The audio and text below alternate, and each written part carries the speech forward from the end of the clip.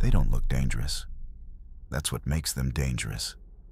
The most unsettling people are rarely loud. They don't shake. They don't panic. They don't explode. They stay calm. And that calm fools everyone.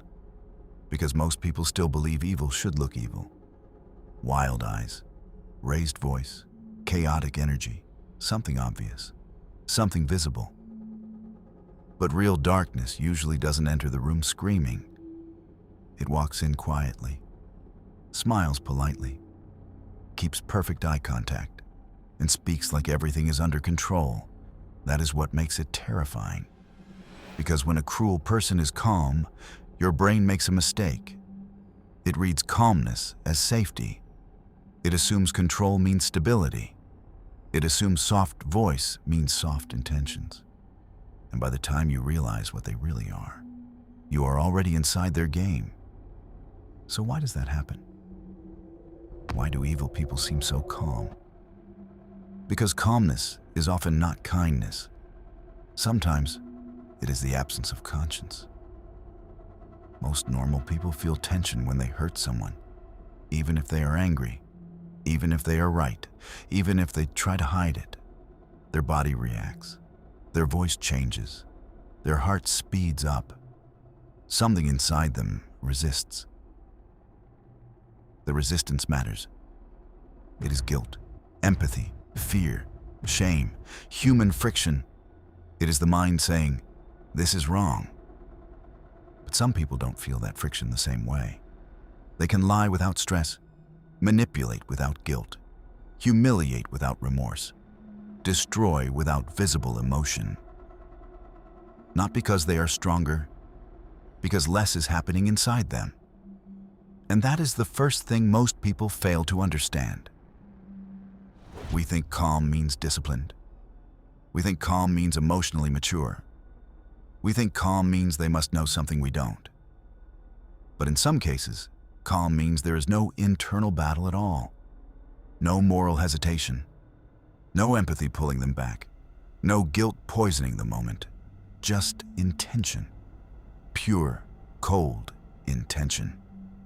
And when intention is no longer fighting conscience, a person can look unbelievably relaxed.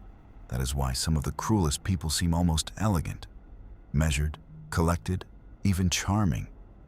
They are not carrying what most people carry. That makes them lighter and much more dangerous. There is another reason for this. Calmness gives power. In every conflict, the calmer person usually appears stronger. Imagine two people in a room. One is emotional, one is composed. Most observers will instinctively trust the composed one, even if that person caused the damage. Why? Because humans are deeply influenced by presentation. We don't just judge what is happening. We judge who looks in control. And manipulative people know this. They know that if they stay calm while you react, you start looking unstable, too sensitive, too dramatic, too emotional. So they provoke, then they wait. They say the cruel things slowly. They twist the knife carefully. They deny with a straight face. And when you finally break, they lean back and look reasonable. This is one of the oldest psychological tricks in the book. Not just hurting someone, but hurting someone while looking calm enough to make the victim look guilty. That is not emotional intelligence. That is emotional weaponry. And the effect is brutal. Because now the victim is not just hurt, they are discredited.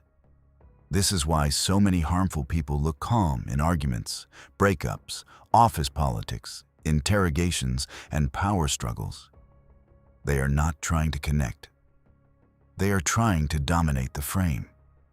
If they control the frame, they control the story. And if they control the story, they control how everyone remembers what happened. That calm voice? It is not always peace. Sometimes it is strategy. Sometimes it is theater. Sometimes it is the mask. And masks work best when they are clean. There is also a darker layer to this. For some people, cruelty is exciting, not messy. not painful, exciting. Power can be pleasurable. Control can feel intoxicating. Watching someone doubt themselves can feel rewarding. When a person enjoys control, they do not become more chaotic. They often become more focused. Think about a predator. A predator does not rage before the strike. It becomes still. That stillness is not softness. It is concentration. That is why the calmest person in the room is not always the safest. Sometimes they are simply the most certain. Certain that they can lie better than you. Certain that they can manipulate perception. Certain that they can walk away untouched. And certainty creates calm, especially when that certainty has worked for years. That is another truth people avoid. Cruel calmness is often practiced, refined, repeated, improved over time. A person who has manipulated 10 people will be calmer than someone doing it for the first time. A liar who has never been caught becomes smoother. A bully who has always been rewarded learns that restraint looks sophisticated. So what you are seeing is not just personality. It is rehearsal, a controlled face, a timed pause, a soft answer, a perfect denial. It feels natural. But sometimes it is just polished darkness. And this is where normal people become vulnerable. Because healthy people project themselves onto others. They think, if this person is calm, maybe they are thinking clearly. If they're smiling, maybe they mean well. If they're not reacting, maybe it's not that serious. But manipulative people depend on that assumption. They rely on decent people being slow to imagine indecency. That delay gives them room to rewrite facts, room to test boundaries, room to study your reactions, room to move 1 inch further each time. That is how many harmful people operate, not with dramatic evil, with controlled evil, quiet evil, evil that knows how to sit still. And this is why victims often struggle to explain what happened. Because what happened did not look cinematic. There was no screaming soundtrack, no obvious monster, no public confession, just a calm face, a normal sentence, a polite tone. And underneath it, humiliation, deception, manipulation, domination. That is the horror of it. The most damaging people often do not look deranged, they look composed. So how do you protect yourself from someone like this?